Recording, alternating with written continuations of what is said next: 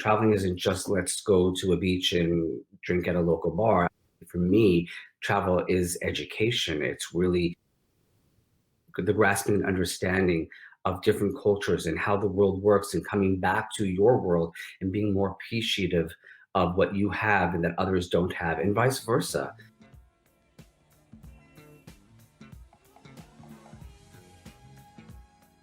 Hello, and welcome to Through Inspired Eyes. I am so incredibly grateful to have the phenomenal Keith Wein with me today. Keith is the owner and founder of 127 Travel, and we go way back. So we've known each other since around 2012 when I was working for Morgan's Hotel Group and Keith was still living in New York, and it was just immediate love. So without further ado. Hello, that's quite an introduction. You're amazing. It's worth it. Thank you. So, Keith, thank you so much for being here. First of all, can you tell us 127 Travel?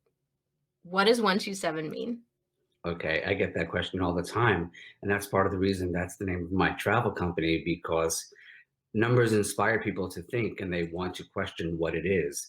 And so when I was thinking of naming my company, I thought that I wanted to just not have a bunch of words that didn't mean anything to me, that just made it sound very not meaningful. So I chose numbers that meant something to me. And it's actually my birthday. So my birthday is December 7th. And so 127 Travel is my birthday, actually. And I had a friend who was actually in graphic design at the time and designed like a graphic logo. And I loved the way it looked. It was around the same time that hotels were starting to name themselves by their address and their numbers. And I thought, wow, it's kind of chic and I kind of like it. It's kind of unique. So that's what 127 Travel is. I can't believe I didn't even know that. A lot of people don't. That's amazing. And you're right. It does get people engaged and thinking and curious, just like travel does. Correct. I love it. Yes. One of the things that was really important to me as we've continued our conversations throughout the years is really creating inclusive travel. Mm-hmm. And that is something that 127 Travel has really, truly stood behind. So one thing, though, I think that we want to learn more about is how to be inclusive when it comes to the LGBTQ community and what that looks like when you're choosing suppliers and having certain travel experiences. Sure. For me personally, one of the things that I always tell clients when they are wanting to plan a trip somewhere that maybe they wouldn't feel necessarily safe because they've Googled and it says the rules or the laws of the land may not particularly agree with their lifestyle. One of the things I always say is that there are ways to make that happen and you to have an experience without feeling as if you're going to be singled out and isolated. And I pick suppliers that I know do diversity training. Many five-star hotel properties, they pride themselves on diversity training to their employees. You can enter into a country that maybe doesn't have laws to protect LGBTQ people, but then you enter into a five-star hotel, you walk through the door, you're just and anybody else as well, and you're never questioned about your bedding choice, if you're two women, two men, whatever. You are just welcomed into the hotel and you feel you're in a safe space and haven. And I always try to lead people to say, if you want to go somewhere, go somewhere. Do not let that stop you. I understand sometimes people don't want to spend their money and their dollars in a country that maybe doesn't protect them. I get that. But that's everybody's choice. That may be right for some people and not right for others. Can you tell us about a time where a client maybe was hesitant to travel somewhere and you helped them through the process?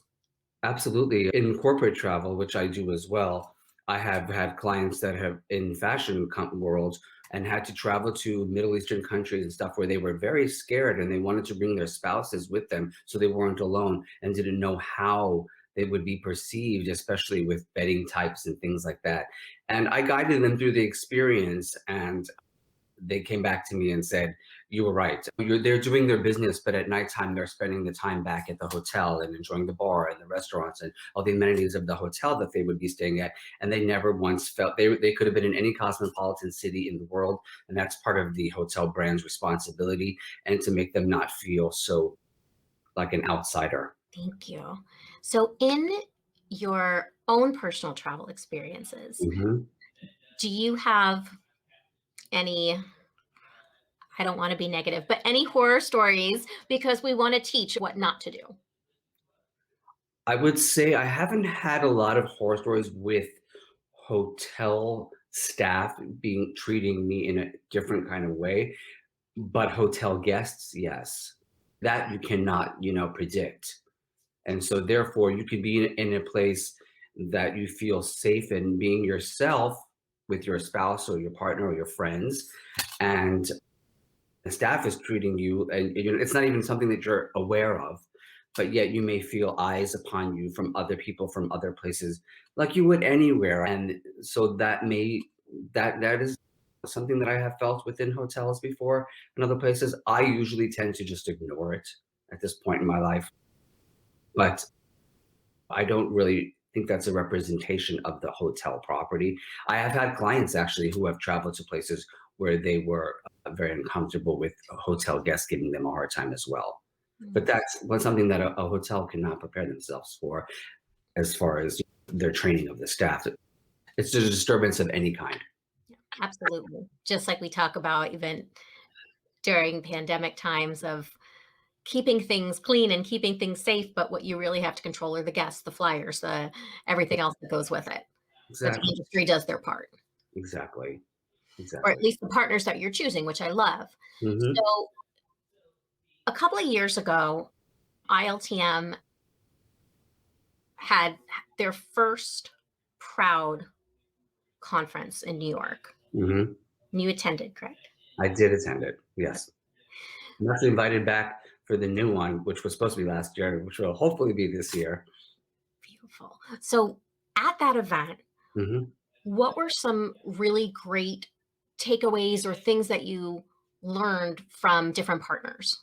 It was interesting, actually. I think I learned a lot more from the people that attended that than actually the suppliers. I think a lot of the suppliers were there doing their normal travel show shtick and being a bit more inclusive and talking about their maybe the destination and how they were inclusive. I would say that I learned a lot more from the people attending. People that were attending were a lot of LGBTQ sellers, and they felt seen and heard in a way that maybe they had not before. A lot of the keynote speakers were people that were well known in the LGBTQ world around the world for their activism in that part of the world. And they brought those people in to discuss things with everyone that was attending. And there were a lot of heterosexual people that were the suppliers, obviously, that were there. And I could see them for the first time grasping the enormous difference of things that maybe they had never thought about that travelers have to face when traveling abroad. And that was interesting to watch the reaction, to see them actually grasp, like, I would never have thought about that kind of thought thing. For me, I'm a gay man. I have multiple gay clients, and I'm able to share that knowledge with them.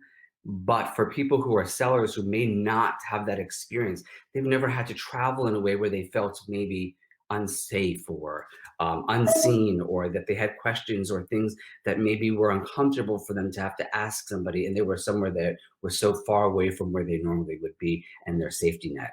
I think that's incredible because it really shines a light and creates an opportunity to learn. Because when you haven't experienced it, that's part of your privilege. Mhm. Exactly, exactly, exactly.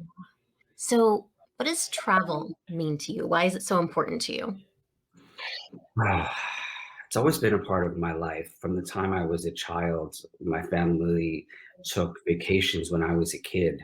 And my grandmother was somebody who always took vacations and took me with her as a child. And I remember as a kid thinking that it gave me a sense of learning about the world that I wouldn't have learned in a school or in a book. And I wasn't always in travel. There was a period in my life where I was not, and when I came back to it later in my life, it was that same experience that I had as a child that brought the love back for me, which is the knowledge, the education that you learn, that you are able to share with people about traveling. Traveling isn't just let's go to a beach and drink at a local bar. For me, travel is education. It's really the grasping and understanding of different cultures and how the world works and coming back to your world and being more appreciative of what you have and that others don't have and vice versa. So that's why travel is so important to me. My gosh, your grandmother sounds amazing. That's a beautiful lesson to bring into your life. Really, really incredible. So, Keith, you're phenomenal and you're so brilliant at what you've been doing for so long. I know that you have corporate travel, luxury travel, working in wellness travel. So, what makes you stand out? What is so special about 127 Travel? I think it's important to be a hands-on person, and I think that I personally love to travel. There are many people who do what they do and they do it because they want to make a salary or they want to make a living. I do what I do because I love it. I actually travel the world. I go everywhere. I try to see as much as I can. I wish I could see everything all the time. I'm lacking for it right now so desperately.